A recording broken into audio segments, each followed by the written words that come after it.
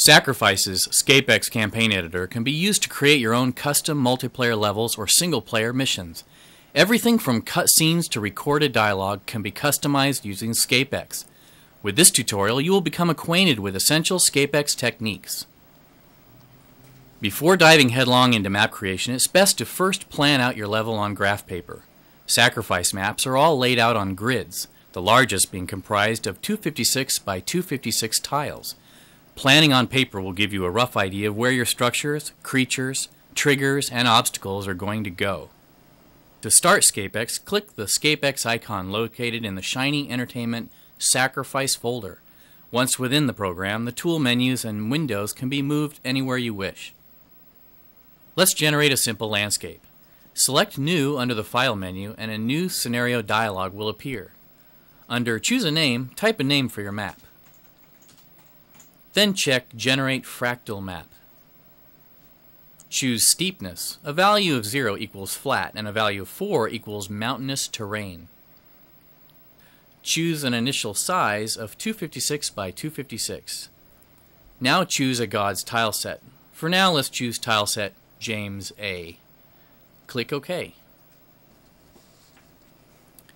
Here's how to move around within Scapex. To rotate the landscape, hold your right mouse button over the window and look around in any direction.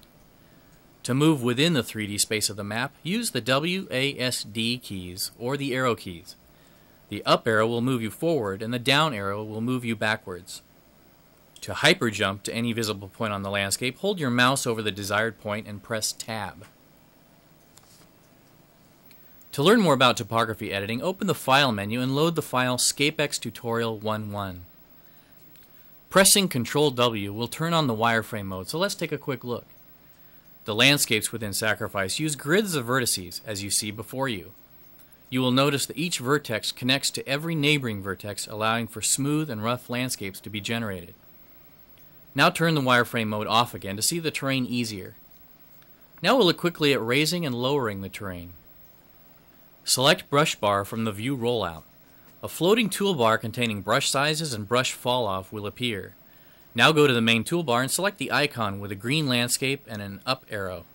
This is the raise and lower landscape icon. Moving the mouse over the landscape now reveals a blue patch that is actually your brush. Adjust the brush thickness to 24 on the floating toolbar. Adjust the brush fall-off to 1. Select Shape, Circle. Choose a point on the landscape and while holding the left mouse button, move the mouse up and down. This raises and lowers the selected terrain. When you let go of the left mouse button, the landscape is set to that height. Repeat as many times as needed to get the desired height and slope. Smoothing allows us to make rolling hills out of craggy mountains. Flattening helps apply uniform height to an entire area. Select the Smooth tool icon. It's the one with the green-black landscape and a green arrow pointing down. To smooth terrain, drag the mouse while holding the left button. See how the terrain becomes smoother? To flatten, drag the mouse while holding down the left button, only this time hold the Shift key as well. This levels the terrain at that height. Dragging the mouse around while holding the left mouse button levels all the terrain touched to that height as well. To create islands and fill in holes, select the Edge tool from the toolbar. It's the tool indicated by the green-blue landscape icon. Now select a size and brush shape. To make a hole, drag the brush around using the mouse, holding down the left mouse button. Holes will appear according to your brush shape and size. To create an edge around the entire map, use a large brush and edit finer details with a smaller sized one. Filling in gaps in the terrain is just as simple. First, cut a hole of size 24 in the middle of the island. Selecting brush size 8, drag the mouse around over the center hole while holding the left mouse button and holding down Shift. The ground will start to reappear. Each tile set, 1 per god, contains all textures needed for the general texturing of your map. Each set contains up to 12 textures, which are variations on the set. Each texture covers 1 grid square. First, go to the Window rollout and select New Tile Set toolbar. A floating window will appear listing all of the available textures for that tile set. Since we are in the James A tile set, we see 7 texture groups: salt, sand, cracked earth, grass, rock, scrub, and fossils. Start by selecting cracked earth. Set brush size to 8 and choose the circle brush. Select the brush icon from the main toolbar. Using the mouse, paint the desired landscape by holding down or clicking the left mouse button. Using different brush sizes, cover the whole landscape with the cracked earth texture group. Select tile group grass. Paint on top of the cracked earth. You will see the two groups blend. Practice doing this with different texture groups, and you will see which tiles work well with one another. Scapex Light Map feature enables you to tint the individual tiles on the landscape with subtle or not so subtle color. Select View Light Bar. A floating window will appear with RGB sliders. Select the light map icon from the main toolbar. It's the one that looks like 4 colored pens in a row. Adjust the RGB values to 25500. You will see that your brush in the scene changes color to match the selected value. Now you can paint, adjust the colors, brush fall off, and brush size for different effects. Scars are marks placed upon the landscape as a result of explosions, battles, bloodletting, and spells.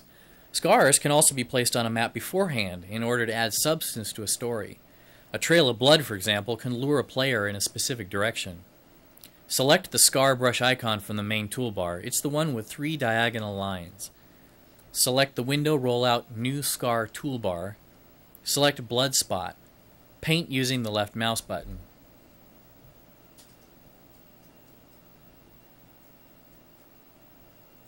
To adjust the settings of environmental factors such as sun and shadow color, fog color, and lighting, select the Scenario Environment Properties menu. Manipulating these environmental effects is self-explanatory.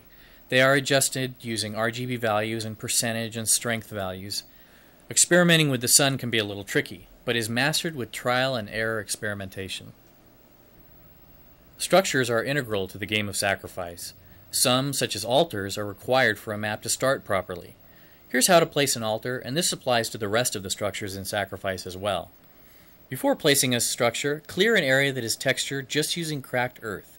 Make the area about 12 by 12. From the main toolbar, select the item icon. It's the one that has the hand holding the crosshair. Select Neutral from the item toolbar rollout. Select Structure Group. A complete list of all the available structures is visible. Select the altar. Left-click at the center of the cleared area. This places the altar. You will see that its placement puts textured tiles around the base of the structure. These are called base tiles. It is necessary for the base tiles to match the landscape tiles and the structure to match the base tiles. Structures that don't use base tiles can be placed anywhere. Rotate the structures using the 2 rotation icons on the main toolbar. They are in the form of clockwise and counterclockwise arrows. Placing creatures is simple. Simply choose the creature you want to add and place them anywhere on the map that you desire.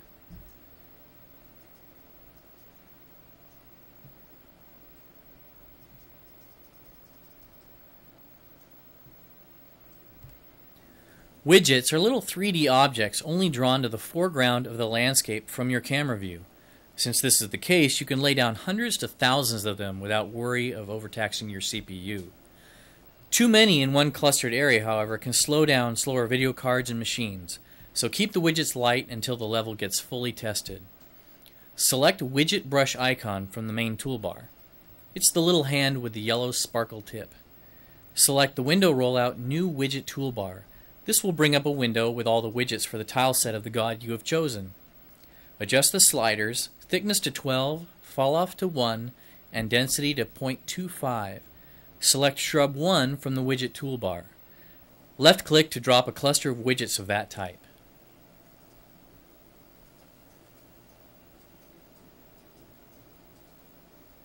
Before starting to work on a custom mission, it's a good idea to have a story or objective in place first.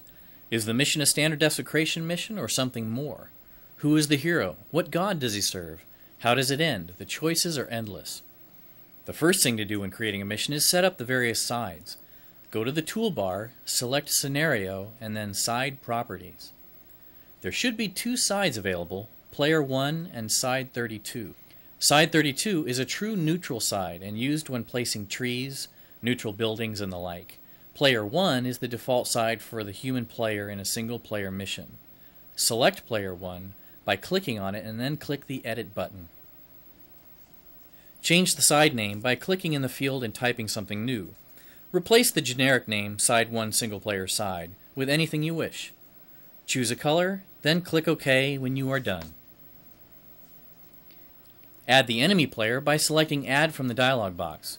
Rename the side however you wish. In the example scenario, we will fight Ambassador Buta. Therefore, the side is named Buta. Buta's color is yellow, to indicate that he serves Pyro. Check AI side to indicate that he will be controlled by the computer under Single Player Assignment. Click OK to continue. Placing actors and buildings. First, decide where the altars will be placed. One altar for each wizard.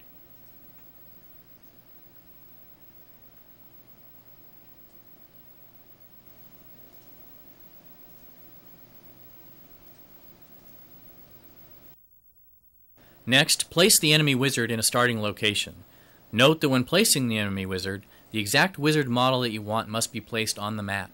Friendly wizards don't have to be placed, they are automatically positioned when a mission begins. Now the attributes of the enemy wizard will be set.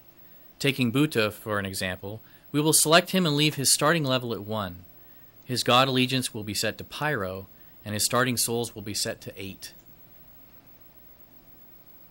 Place mana fountains around the level next. The placement of these fountains dictates the flow and balance of a level, so be careful. Give the AI and the player at least one fountain near their altar.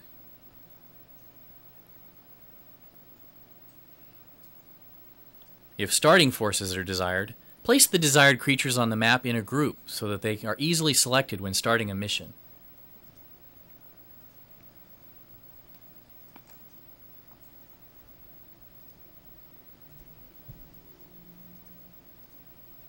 Finally, create a little ambush that takes place near the entrance to a little valley.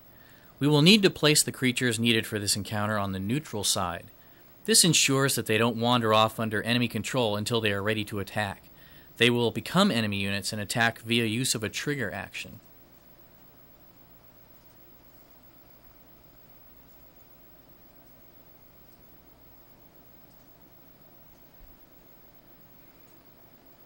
Scenario properties. Give yourself credit for a level by selecting Scenario from the toolbar and then Scenario Properties. Enter your name under the Scenario Creator. Next, enter a description for the map in the description box. Now select starting attributes for the player. Select 4 souls so that in combination with the starting forces on the map, the player will be as powerful as Buta. We will restrict the wizard level to 1 by selecting the min and max levels allowable for the mission. Finally, let's set the player allegiance to Persephone.